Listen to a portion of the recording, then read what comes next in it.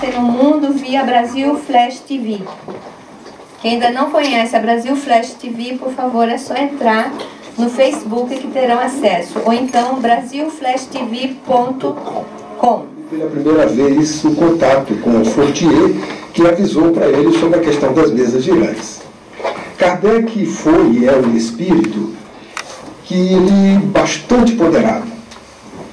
Ele não negava nada, também não aceitava nada assim de pronto, desde que os fatos, as evidências, a análise desse para ele condições a fim de que ele pudesse abraçar aquilo como sendo um fato, uma verdade.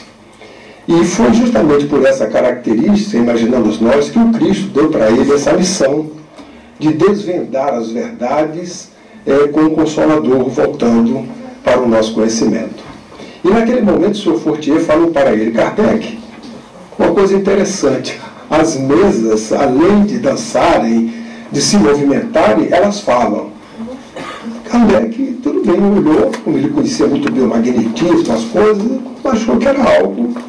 Mas mesmo assim ele respondeu: olha, eu só posso acreditar nisso se me provarem que mesa tem cérebro, ou que tem uma inteligência. Mas as coisas aconteceram, passaram, os fenômenos começaram a ter aqui na Europa, principalmente na França, e que hoje, quando se consulta esses anos, observa-se muitas evidências desses fenômenos de efeitos físicos, que eram as mesas realmente girando, mas sem um interesse mais sério. E Kardec começou a ter contato com algumas pessoas, mas no ano seguinte, em 1855, no mês de janeiro, mais ou menos, logo no mês de março, perdão, ele teve contato com outras pessoas que também lhe falaram a respeito da mesa girante. Ele teve contato com o Sr. Charlotte, que ele conhecia bastante tempo, mas era aquela pessoa entusiasmada, que ela falava com um entusiasmo muito grande. Falou para Kardec, Kardec observou, respeitou, porque gostava dele, amava-o até, mas quando ele era muito exaltado, Kardec, por esse fato, não deu também muita atenção. Até que um dia ele teve um contato, que ele foi convidado para ir a uma determinada reunião e teve um contato com o Sr. Patier. Patier é uma pessoa que a pronúncia deve ser essa, eu imagino. Ele é uma pessoa muito ponderada. A sua voz era uma voz calma, tranquila. Era uma pessoa que disse a mesma coisa que Charlotte, mas Kardec já prestou mais atenção, porque o entusiasmo do Charlotte, que era justamente a única restrição que Kardec tinha, o Sr. Patier, ao falar com ele do mesmo assunto, deu-lhe mais segurança. Ele aceitou aquilo com mais ponderação, porque provia de uma pessoa que tinha características que davam a ele segurança. Este é outro fato de Kardec que nós devemos aprender como espíritas. Porque, às vezes, ouvimos coisas de pessoas que são sérias, nós entendemos, mas são muito empolgadas.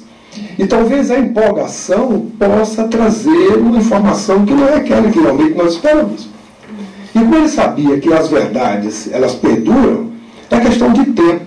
Se agora está sendo dito a verdade e nós ainda duvidamos, espera um pouco, porque ela vai perdurar mais à frente. Nós iremos comprovar isto. E a partir daquele momento foi marcado realmente uma reunião onde ele esteve presente, junto até com Fortier, com outras pessoas, e ali ele teve a oportunidade de presencialmente observar o fato. Observou o fato, verificou que não tinha fraude, mas ele teve uma coisa, ele ainda não estava convencido, porque ele notou que tinha algo, porque os efeitos eram inteligentes. Mas as pessoas não estavam tratando o assunto com a seriedade que deveria. Aquilo marcou para ele que teria algo mais sério para poder, a partir daí, se ter uma convicção e fazer um estudo mais sério. Isto é que levou Kardec, a partir daquele momento, a fazer um estudo e aplicar uma metodologia mais séria. E assim ele começou. A partir do momento que teve a oportunidade de conversar diretamente com os espíritos, ele fazia questões sérias. E as respostas eram compatíveis. Também respostas sérias. havia aquele caderno, não é, com 1000 e tantas perguntas, bastante folhas, e que as pessoas não tinham ainda colocado em ordem, porque ficava muito confuso fazer isso. Mas observava que Kardec era muito criterioso e tinham pedido a ele, há muito tempo atrás, para que ele fizesse esse trabalho. Mas ele também estava trabalhando bastante, não tinha tempo, e ele não se dedicou com muito afinco a verificar as questões, porque até havia dúvida se o que estava dizendo a ele provinha.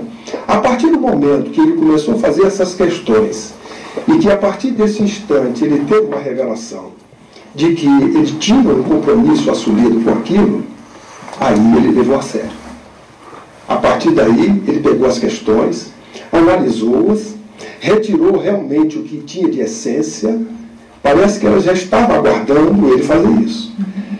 E ele começou a fazer as perguntas sérias, as respostas sérias. E ele identificou de que não se tratava de uma coisa muito simples. E também não se tratava de respostas para atender às suas necessidades. Eram respostas profundas, que ele verificou que não, isso aqui é uma ciência nova. Isso é algo que a humanidade precisa conhecer. É algo que está tratando de um mundo, de algo que a humanidade ainda não conhece. Admite-se a imortalidade, todas as religiões acreditam ter vida depois da morte, etc. Mas o que está sendo trazido aqui é algo novo. A partir daí ele começou a utilizar a metodologia que ele havia aprendido ao longo da vida desde Pestalozzi. Observava o efeito, chega na causa. E o importante é que naqueles instantes das suas perguntas e o período da codificação, eram os espíritos que vinham dizer a Kardec como é que eram as coisas do outro lado da vida. Então, hoje as redes sociais que estão aí, os Facebooks, etc., Kardec já tinha isso muito antes. Porque naquele momento, os que viajaram antes, o antecederam e nos antecederam, voltavam dizendo assim, olha, a viagem é desse jeito. Eu estou me sentindo bem do outro lado. Não, eu estou me sentindo muito mal porque eu pratiquei o autocídio, eu me suicidei. E quem se suicida sofre muito. Ou seja, ele já estava tendo conhecimento antecipado de como deveria se comportar aqui antes de chegar do outro lado da vida, já que somos imortais. Então, começou a acompanhar esses espíritos, como nós chamamos hoje, né? Conectado com eles, começou a utilizar. Só que a sua metodologia era de pesquisa para que aquilo que ele colocasse no corpo desta nova doutrina, desta ciência, fossem verdades. E ele então usou o princípio da universalidade do ensino. O espírito dizia uma coisa, se ele tivesse a oportunidade de ter outro médium, para poder, diante daquele médium, fazer a mesma pergunta, ele assim o fazia. E quando as respostas tinham o princípio da universalidade do ensino, porque as verdades, elas são, na verdade, 3. A minha verdade, a verdade dos outros, que são relativas, e a verdade verdadeira. E ele estava diante da verdade verdadeira, que são aquelas divinas, perenes, que Jesus trouxe, que estava revelando agora da forma como nós conhecemos pela doutrina espírita.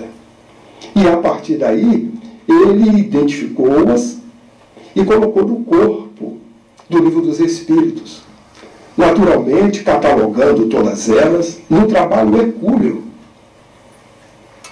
Eu falei do ano de 1800.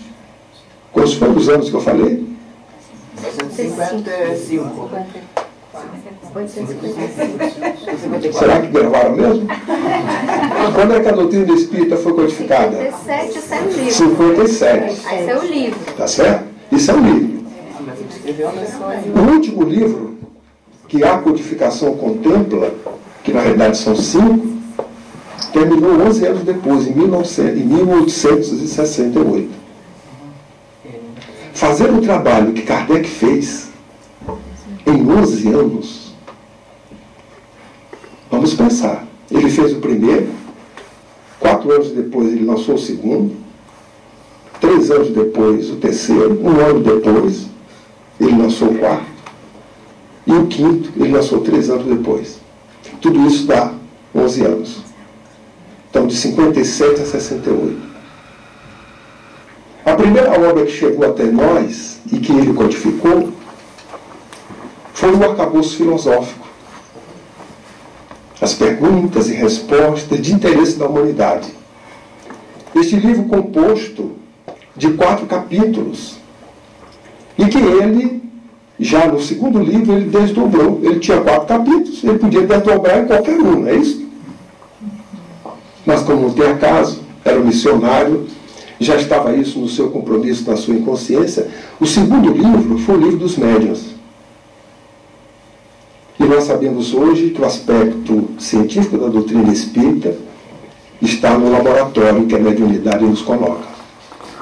O aspecto filosófico, o aspecto científico, e a obra não estava acabada. Porque é um tripé. Faltava qual aspecto ético, moral ou religioso. E esse ele fez se isolando. Pediu um tempo, se isolou, e ali ele começou então a fazer o Evangelho segundo o Espiritismo. Certa feita, um amigo nosso me perguntou assim, ele me chamava de Jorge, né? Meu nome é Jorge Godinho. Ô Jorge, quem é que escreveu as coisas do Evangelho que não tem lá o nome do Espírito, ou não é uma mensagem, etc. Eu olhei para ele e disse, você tem dúvida quem é que fez isso? Porque naturalmente ele não conhecia o processo da codificação, como é que foi feito. Kardec. Mas Kardec é inspirado pelos benfeitores, por isso que ele precisou isolar-se, para trazer aquilo que o Evangelho coloca numa metodologia aonde o Novo Testamento, ali se encontra apenas o que não tem discussão em nenhuma religião. O Evangelho segundo o Espiritismo, se nós analisarmos, são as bem-aventuranças. Eu conheci amigos evangélicos que tinham o Evangelho segundo o Espiritismo debaixo do braço. Questionavam um pouco a reencarnação, etc., mas era de menos importância, porque o conteúdo que nos traz é um conteúdo consolador. Sabiamente, Kardec colocou na introdução deste livro que ele não iria colocar nada ali que trouxesse polêmicas, discussões, mas aquilo que iria consolar, iria tocar o coração das pessoas. E este é um dos livros que nós temos de cabeceira, que toca o sentimento. E aí completou-se o tripé: filosofia, ciência e os aspectos éticos morais. A filosofia não nos muda. A filosofia acrescenta e agrega a cada um de nós mais conhecimento, mais respostas às questões que nós temos. Da mesma forma, a ciência. A ciência não altera caráter de ninguém, não nos dá novos hábitos. Agora, os aspectos éticos morais, este sim. Este faz-nos evoluir. Por isto, que os benfeitores espirituais falam que a doutrina espírita, sem o Evangelho, sem Jesus, uma excelente ciência, talvez a melhor que exista na face da Terra. Uma filosofia das melhores. Mas para por aí. Mas quando você coloca os aspectos éticos morais, que a verdade divina coloca para nos libertar, possibilita ao ser as mudanças necessárias que nós devemos colocar no conhece-te a ti mesmo, como nós verificamos aqui. Há uma viagem que nós ainda não fizemos. E quando nós perguntamos, Kardec e a terceira revelação, e aqui vamos pegar um gancho da genealogia, não teve nenhum filho. Mas eu tive a oportunidade de há pouco responder uma pergunta que eu vou tentar trazer para vocês, não da forma mesma que eu respondi, mas com essa ideia. Kardec não teve filho. Mas o que é filho? Os filhos são do pai. Todos nós somos irmãos. Filho é aquilo que nós acolhemos com amor, acolhemos com carinho, dedicamos o nosso tempo, se possível 24 horas, nas tenras idades que ainda não têm condições de poder por si só enfrentar os obstáculos que a vida oferece como oportunidade, e podemos, depois de criá-los, entregar à sociedade. Os sociólogos dizem que a família é igual a uma instituição qualquer.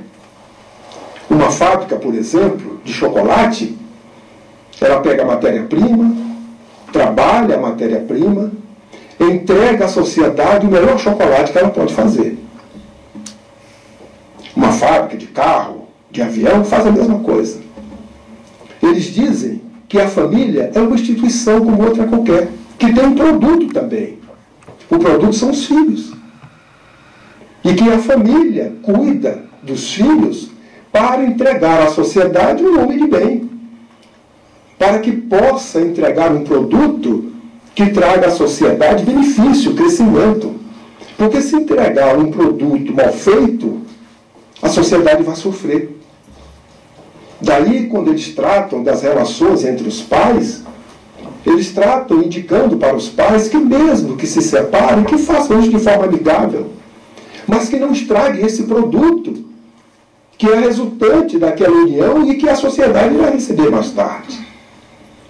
Ora, encarando isto e vendo de uma maneira muito mais holística, eu diria que Kardec teve filho. E entregou não para a sociedade, para a humanidade. Um filho que ainda não é reconhecido. E conhecido de poucos ainda, aqueles que dizem que conhecem. Mas entregando à sociedade a pulcritude do Evangelho de Jesus de volta, numa missão onde ele foi completista. Tanto que ele começou com 50 anos a tomar contato com isso, desencarnou, como nós verificamos, depois de 11 anos de trabalho, 12, porque a última obra que completou essa base do edifício, que a humanidade hoje conhece, está ali à disposição, que é a doutrina espírita, ele não tinha mais o que estar entre nós. Desencarnou trabalhando, pé no balcão, e naquele momento ele tem um problema cardíaco e desencarna. Trabalho cumprido. E quando nós olhamos o Espírito de verdade exalado na própria codificação, escrito na própria codificação, dizendo que a base do edifício foi construída. O edifício precisa ser construído. Kardec continua ajudando o edifício a ser construído em outra dimensão, certamente. Mas o pedreiro, aquele que coloca o tijolo, aquele que verifica se está alinhada a parede, que bota o telhado, todos esses profissionais estão encarnados.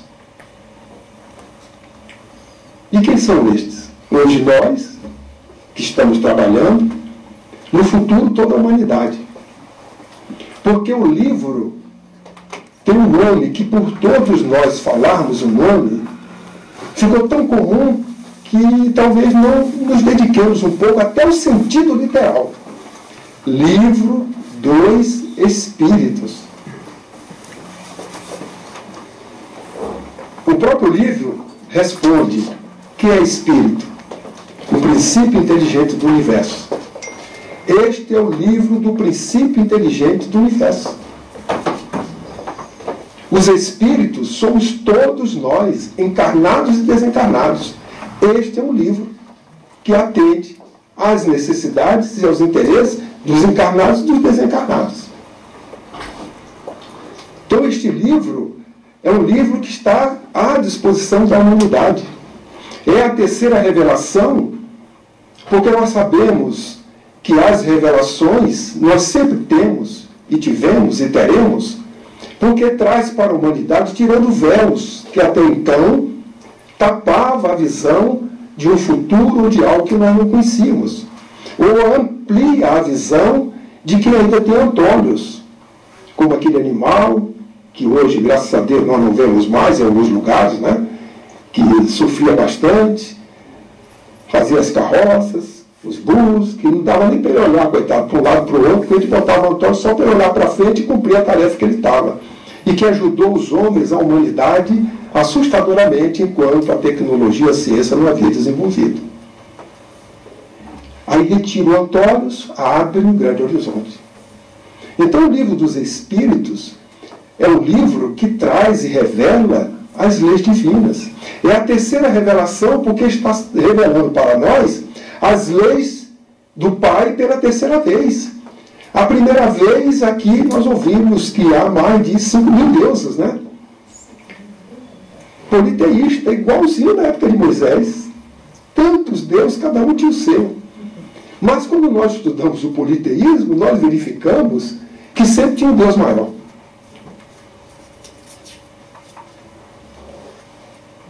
E nos dias de hoje, nós estamos com este arcabouço à disposição dos espíritos, e que naturalmente todos os espíritos, independente de credo, de religião, de cor, do que for, encontrará nesta obra e nas 4 outras que Kardec procurou decodificar a essência que está nesta obra de cada capítulo, explicitando mais para o melhor entendimento daqueles que querem e desejam entender a razão de viver. Quem somos, o que estamos fazendo aqui, para onde vamos. E a terceira revelação vem nos trazer conceitos novos. Fala de Deus, Moisés falou de Deus, Jesus falou de Deus, a doutrina espírita fala de Deus. E é a primeira questão do Livro dos Espíritos, porque é a primeira coisa que nós devemos admitir para entender o resto. Se nós conversarmos com alguém que esteja interessado, ou se nós desejarmos falar alguma coisa que esta revelação nos traz, a primeira pergunta que nós devemos fazer, se não sabemos, é se a pessoa acredita em Deus. Se não acredita em Deus, nem adianta conversar. Porque uma conversa talvez inócua, que não terá o resultado esperado, já que nós não fazemos proselitismos. Mas é requisito essencial acreditar num ser. Possa ser que a pessoa não acredite no Deus antropomórfico, mas ele pode acreditar na causa primária, na inteligência suprema. Porque quando nós dizíamos que os cientistas não acreditavam em Deus, eram ateus, eles não acreditavam no Deus antropomórfico. Porque eles estavam estudando o pensamento do Pai, que é a natureza, e encontrando neste pensamento lógica, razão, para poder compreender o universo. Por isso que hoje, eles, aqueles que já são prêmio Nobel, eles já afirmam que o universo não parece uma grande máquina, mas sim uma inteligência. É um caminho que vão chegando para convergir para estas verdades que estão aí dispostas e expostas para que nós possamos crescer diante delas. Quando a terceira revelação revisita o que lá no passado, antes do próprio Cristo, foi falado, conhece-te a ti mesmo, está nos convocando a uma viagem que ainda não fizemos. Nós já conhecemos a Terra no seu exterior, na sua superfície, mas também já conhecemos nas profundidades dos mares, pelas sondas, pelas viagens que se fazem hoje, com os aparelhos mais sofisticados. Os japoneses, recentes, já há alguns anos, estão fazendo uma experiência que em breve nós não nos surpreendamos. Porque nas viagens profundas, abissais, ao fundo do mar, verificaram que tem vidas estranhas, lugares escuros, pressões muito fortes, mas ali existem o mineral, o vegetal, o animal. E que o vegetal, na escuridão, ter luminosidade. O que é que eles fizeram? Pesquisaram e estão colocando em plantas, injetando na planta a substância que faz com que elas fiquem luminosas. E eles estão em laboratórios fazendo essas experiências, e quando fica no escuro, ela começa a ficar clara, dando uma tonalidade maior ao verde e diversas cores. Em breve, nas ruas talvez, se isso der certo, as nossas plantas todas estarão luminosas, viveremos um Natal eterno. Porque nós teremos aí as plantas com cores diversas, já mostrando, então à noite ela será clara, será bela. São que pesquisas, conhecimento, que o homem está buscando na busca, não de si, mas na busca do que está fora. Nós já temos aí viagens espaciais há dezenas de anos, trazendo as informações mais precisas sobre a questão da vida, para verificar se há vida em outros mundos. E eu fico às vezes pensando, porque são homens inteligentes, mas têm aqueles mesmos inimigos que nós temos dentro de nós. Tem orgulho, tem vaidade, etc. O Criador não faz cópia. Será que não é possível ter vida num ambiente diferente da onde não tem o hidrogênio e o oxigênio formando o H2O, que é a água? Certo que todos nós que vivemos na Terra nesse habitat, o maior percentual dos nossos corpos é de água. Mas será que essa inteligência, que não faz cópia, faz tanta coisa? Utiliza os espaços infindáveis, conhecidos e desconhecidos do homem? Por isso que um desses estudiosos, Carl Sagan, ele falou: se não tiver vida no universo, é um grande desperdício de espaço. E é verdade. Para que então o Criador estava fazendo todo esse espaço enorme, cheio de pontinhos, para agradar quem? É nós? Nós só vemos 2.500 pontos aproximados do céu a olho nu. Se botarmos aparelhos, aumenta. Se chegarmos, botarmos o ramo, vai aumentar, mas não estamos vendo tudo. Um percentual muito pequeno. E o Pai não faz nada inútil. Então, a terceira revelação nos convida ao conhecer a nós mesmos, mas nós não fizemos essa viagem. Fazer essa viagem precisa de 3 coisas. O silêncio. Mas não é o silêncio de simplesmente fechar a boca. É o silêncio interior. É o silêncio da reflexão, de estar olhando para dentro de si, para encontrar o zoológico de feras que nós temos dentro de nós. E nós vamos ficar surpreendidos que o zoológico nosso é muito maior do que o maior que existe na face da Terra. Tem uma variedade de feras enorme, que nós denominamos de orgulho, vaidade, e cada uma maior ou menor do que outra. E se formos lembrar do que a Jussara falou aqui sobre o sal que fica na frente e atrás, a surpresa é muito grande. Porque nós vemos a nossa virtude, os males do outro, mas o que está atrás de nós, que hoje é dentro de nós. Esse saco de estar é o que está dentro de nós. São os nossos inimigos. E a partir daí, a doutrina nos convida a fazer esse silêncio. Quando nós fazemos o silêncio e adentramos ao nosso interior, nessa viagem interna, como se faz ao fundo do mar, como se faz nos espaços siderais, nós vamos encontrar essas feras e vamos nos assustar.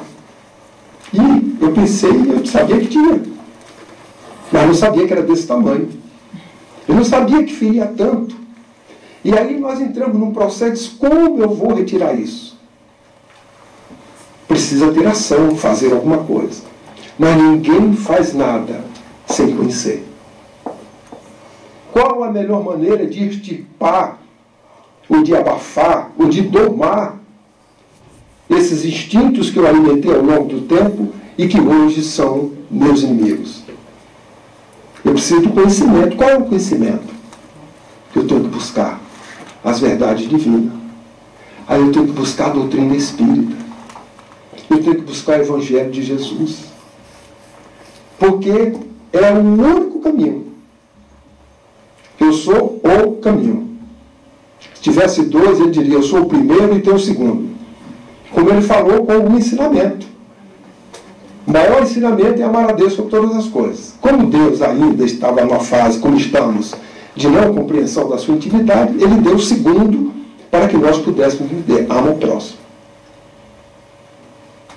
E a partir daí, nós estamos diante de um fato que nós precisamos refletir. Eu tenho uma fera do tamanho de um Monte Mont Blanc, ou de outro monte qualquer, se quiser comparar com o daqui, da Suíça, que também é alto. E a partir desse momento, eu digo, como eu vou extirpar isso? Como eu vou tirar? Como eu vou abafar? Como eu vou tomar? Busco conhecimento. Qual o conhecimento que é seguro? As verdades que nos libertam. Estão na doutrina espírita. Está no Evangelho de Jesus. Quando busco isto aqui, eu falto a terceira coisa. Para eu poder agir, eu preciso fazer algo. E um conhecimento que nós estamos buscando é o amor, nas suas expressões mais variadas. Porque o amor é um sentimento que este conhecimento nos fala.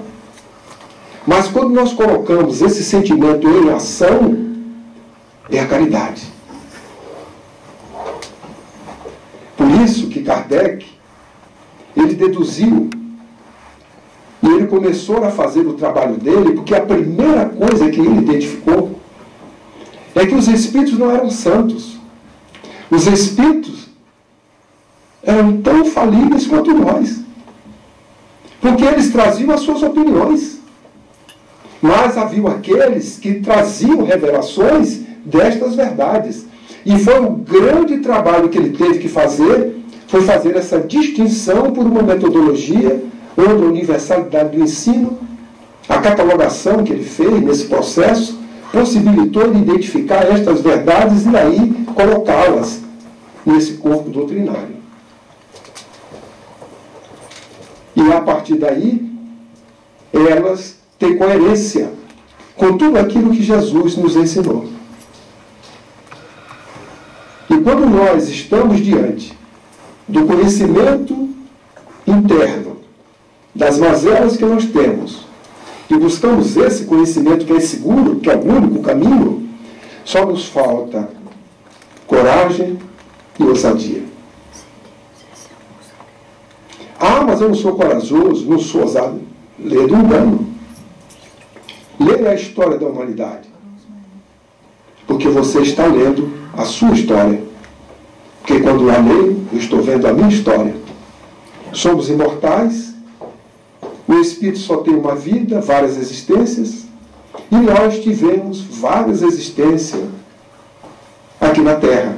Especialmente neste mundo que é denominado de velho mundo. Porque o novo não tem nem 700 anos ainda. E quando nós analisamos a história, nós vamos verificar que fomos ousados. Fomos corajosos. Porque nós matamos, praticamos crimes, fomos bárbaros. Será que os cruzados não eram corajosos e ousados? Será que os inquisidores também não eram corajosos e ousados? E todos aqueles que nós relatamos. Aí hoje nós não praticamos a ousadia e a coragem, sabe por quê? Porque isto nos maculou. Nós aplicamos isso de forma errada. Porque quando aplicamos, não aplicamos tendo o Evangelho como roteiro. E hoje, na hora de você voltar a fazer, a gente tem receio, tem medo de fazer o mesmo erro. Mas a doutrina espírita nos ensina de que nós, hoje, temos uma referência. Nós temos Jesus, temos o Evangelho, temos a doutrina. Paulo falou, tens doutrina, tens profeta, estás com Deus, o que temer? Hoje nós temos doutrina, nós temos milhares de livros que veio do alto, médios seguros, nos trazendo a todo instante informações seguras. Estamos trabalhando com Jesus. Vamos entender o quê? Usar a coragem, sim, agora devemos usar a coragem. Mas como fez Paulo, corajoso e ousado. Quando a referência era Moisés, as suas ações fora da caridade. Quando a referência foram as verdades que Jesus ensinou e que ele se libertou, ele usou a mesma coragem, a mesma ousadia, mas agora no caminho, com o Evangelho. Foi exitoso. Já não sou eu mais, é ele que vive em mim. Porque ele fez a viagem interior, reconheceu as mazelas, buscou o conhecimento no Evangelho. Ousadia e coragem saiu de Saulo para Paulo, a ponto de ser o que foi a referência que é até hoje. Então nós também devemos fazer isto. Devemos ser corajosos, devemos praticar, mas com o Evangelho sendo o roteiro nosso. Se sairmos do Evangelho, nós iremos realmente cometer os mesmos erros do passado. E a terceira revelação é isso que está nos trazendo nos dias de hoje. Num cenário difícil, transição, olha como a misericórdia é bela, é carinhosa, é amorosa conosco. Trouxe há 159 anos o consolo para que começasse a fase de transição daquilo que já foi predito, os ais do Apocalipse, as dificuldades nesse período de crise, porque sai-se de um momento para outro, de provas e expiações para a regeneração, como instrumental para nós podermos enfrentar isso com paz, com confiança, com tranquilidade, com a certeza de que nós estamos agora tomando decisões não mais equivocadas, mas decisões corretas. Nós devemos agradecer isso a Deus, a Jesus, mas ao Pontificador.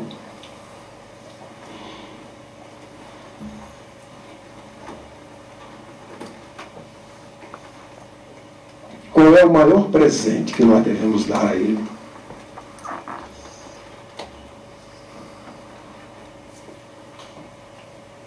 Na conclusão do Livro dos Espíritos, no item 5, ele fala das ideias espíritas. E ele diz que tem 3 momentos essas ideias.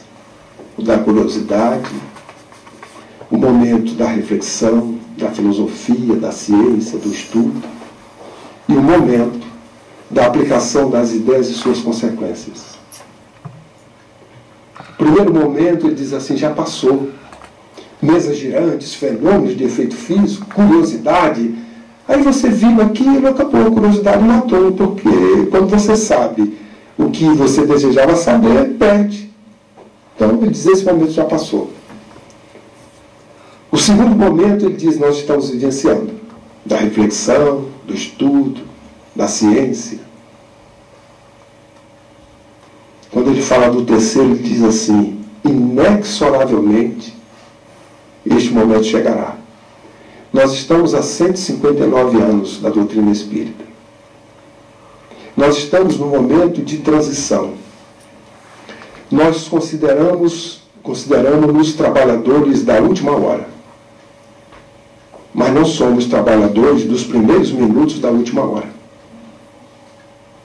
Nós deveremos ser trabalhadores dos últimos minutos dessa primeira hora. Se nós estamos neste contexto, nós podemos afirmar com certeza que este é um momento inexorável de aplicação das ideias espíritas.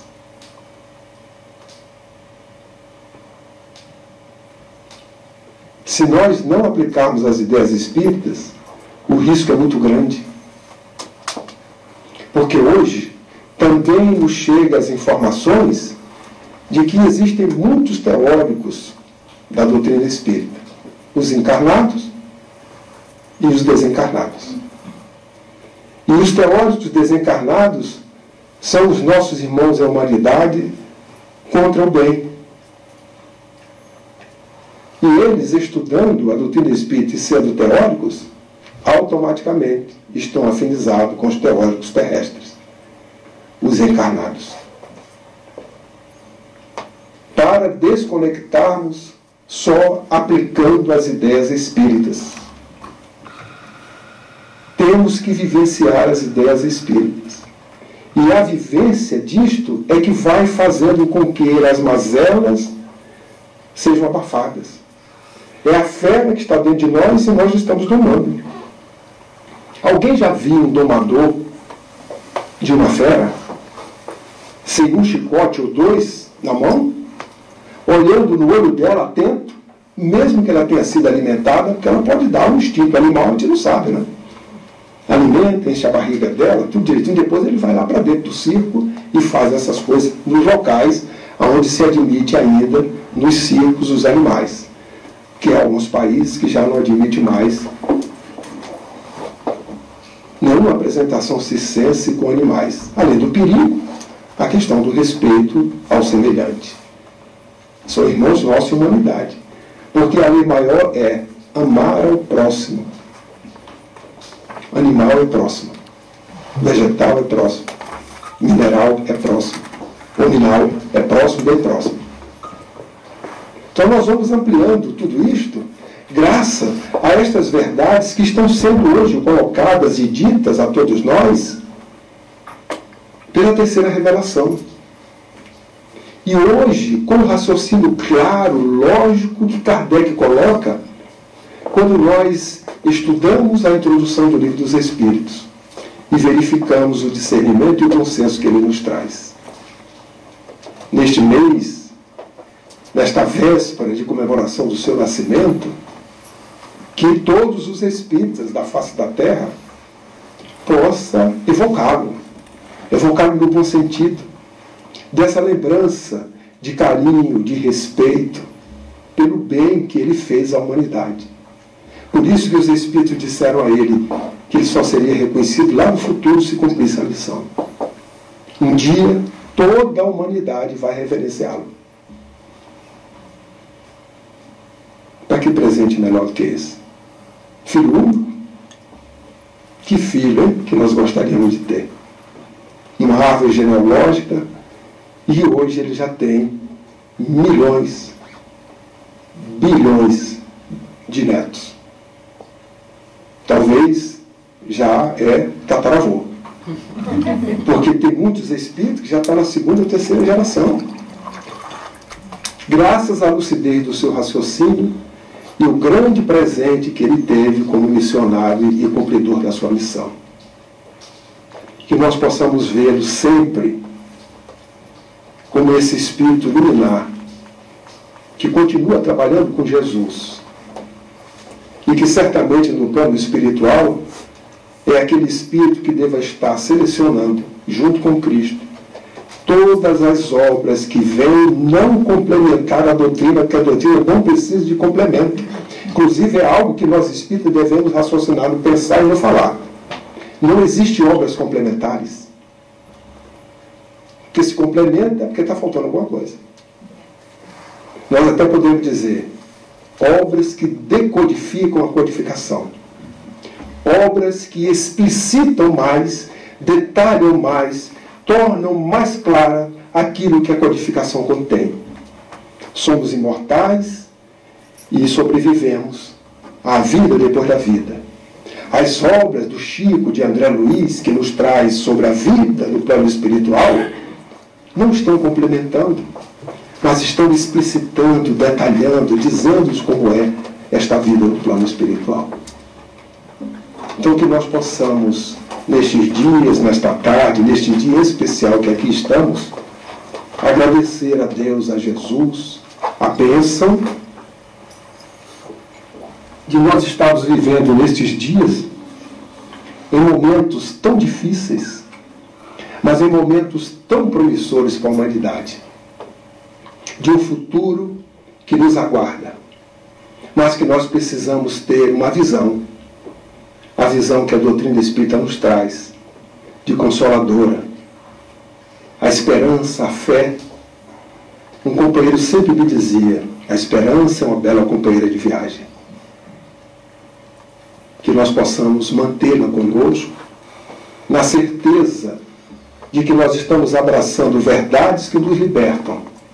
E se elas nos libertam, cabe-nos a todos ter coragem, ousadia, para vivenciarmos à luz do Evangelho os ensinamentos que hoje estão à nossa disposição na doutrina espírita. Que Jesus nos abençoe e que os amigos espirituais possam multiplicar esse carinho que cada um de nós certamente estamos emitindo para chegar a Kardec, aonde ele estiver. É muita paz a todos. Obrigada.